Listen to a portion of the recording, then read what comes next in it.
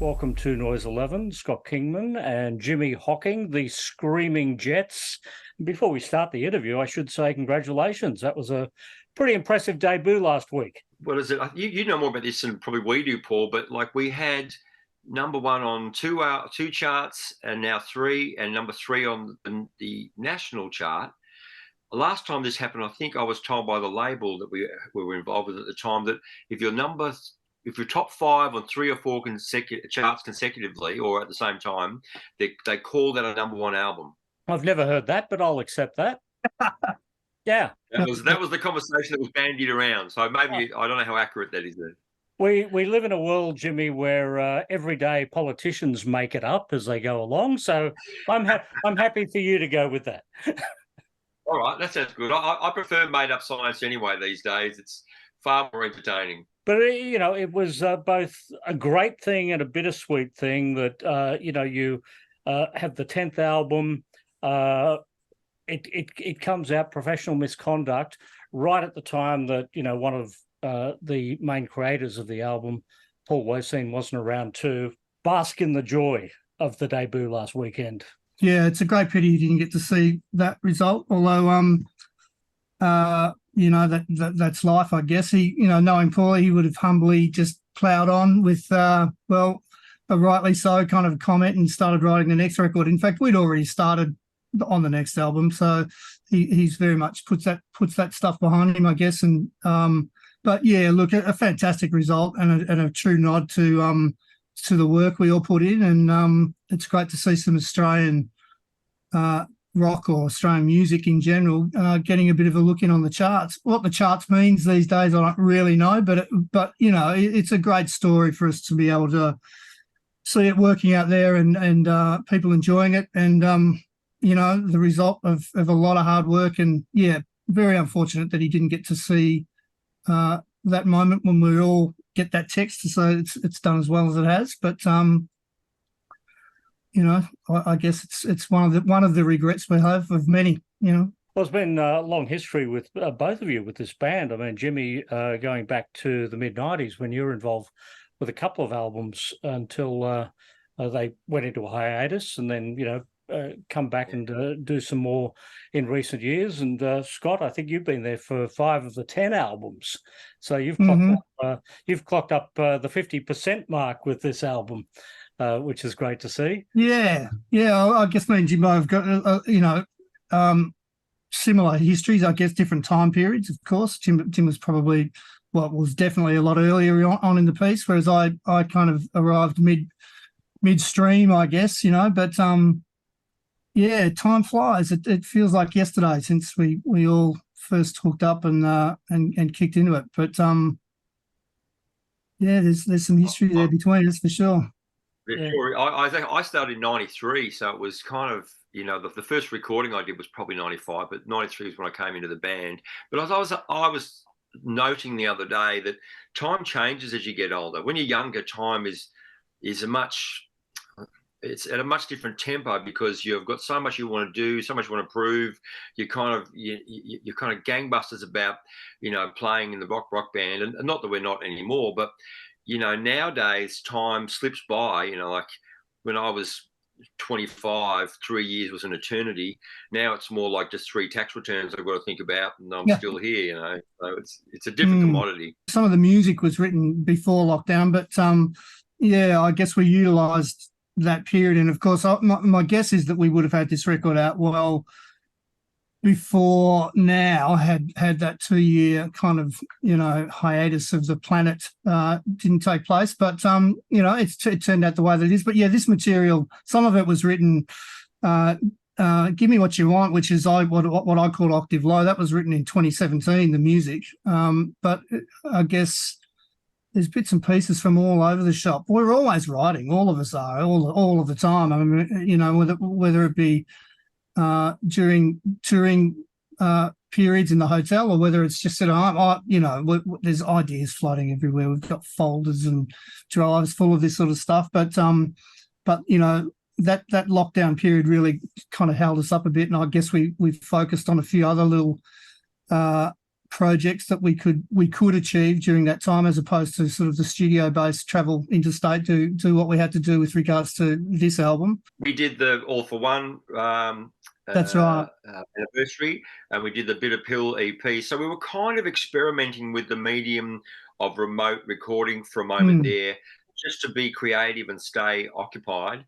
So, and that worked out quite well, and kind of led the way in some respects to the next phase, which became this album. The bulk of the songwriting fell on you and Paul on this record, and mostly as collaborations. Were you actually working together, or was that again the remote? Well, there was certain pieces. There was 3 songs that I had the music done for prior to, and Paulie, of course, during the process of sifting through for the material, you kind of go through. I mean, we must have had 30 song ideas, and so there were some finished and some. Then he just added lyrically. They're all him. I mean, I stand back completely 100% when it comes to lyric. He was such a collector of beautiful phrase, and he's I just stand back and let him go with regards to that. I might throw the odd kind of concept at him, as we all do, but he was just he was like a bowerbird. He would just collect bits and pieces on a constant. Like, he would travel with tons of notepads and books, and he'd be constantly sort of pulling a pad out and writing something down. You never really know what it was, but eventually he would, you'd throw a bit of music at him, and he'd start sifting through them, and I guess ultimately he would end up at a point where he'd be happy with something to present. And I thought he's a very humble guy, but very dedicated, very disciplined with regards to collecting sort of lyrical ideas. So there was many hours, of course, traveling and rooming that I could throw some ideas. And the first thing we would do, as Jimbo would know, is to get into the hotel room and set up a little recording scenario, and out come the guitars before pretty much anything else. So it was to room with him and to grow that connection with him across many years, 15, 17, 18 years, whatever it is. There was the procedure that kind of took place that we were both really hungry, as I guess we all are. But from my point of view, we had that kind of that room connection that we would sit up all night and just throw ideas at each other. And I'd put this one forth, and he'd put that forth, and then he'd say, "Oh yeah, I think I've got something for that." And so it was a bit of a process, but that develops over time, and it was. Early days, I guess I had to stand back and just let him do his thing. They're a very, very kind of already formed situation with regards to the Jets and the writing. I came in from a recording point of view, and over time it turned into a bit of a collaborative writing thing. I had a few co-writes on the last record, but I think we both said this time around, let's really hook into it, and I put forth some stuff, and it just stuck, and. I'm proud as punch of this record, I've got to say, and for obvious reasons now, more so, because we don't have the great man around any longer, which is very unfortunate, of course. But to think that we finished that body of work together, I'm very, very, very proud of, and we'll be happy with that for a long while to come.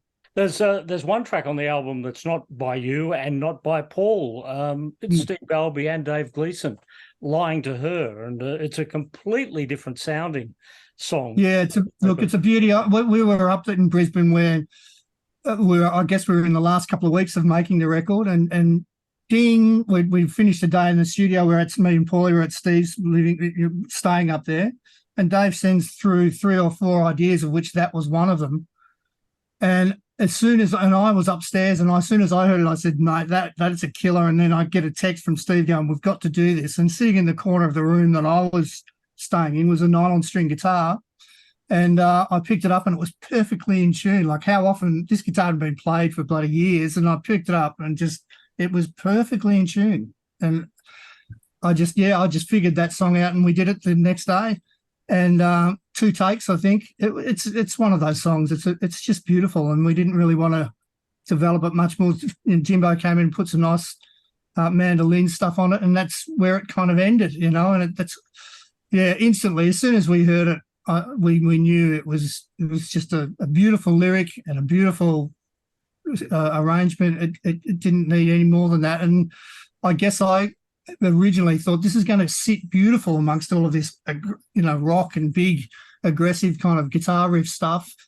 Or not aggressive, but, large sounding. And then to just bring it down to a beautiful nylon string guitar and a voice, it really focuses in on a lyric. And it's a strong lyric. And I think it works a treat on the record. I love it. Paul, he really insisted that it go in the middle of the record. That was one of his, Yeah, I guess once again we had this vinyl thing happening. So we, all of us growing up with vinyl had discussed this beautiful, you listen to side one and it finishes, and then you go to side two, and so it ended up being a beautiful end to side one, and then bang off we go to side two. So yeah, I love it, and I think that lyrically, I think it's one of Dave's strong moments. It proves his ability to really come up with great lyric. I mean, we shouldn't take anything away from the good man himself, because that is a beautiful piece of work, I think, and we all acknowledged it as soon as we heard it. So there it was. Yeah, well, it's a great album. It's a very, very strong album. I can imagine that there will be many live tracks that will come off this record, because it just sounds like a record that should be played live.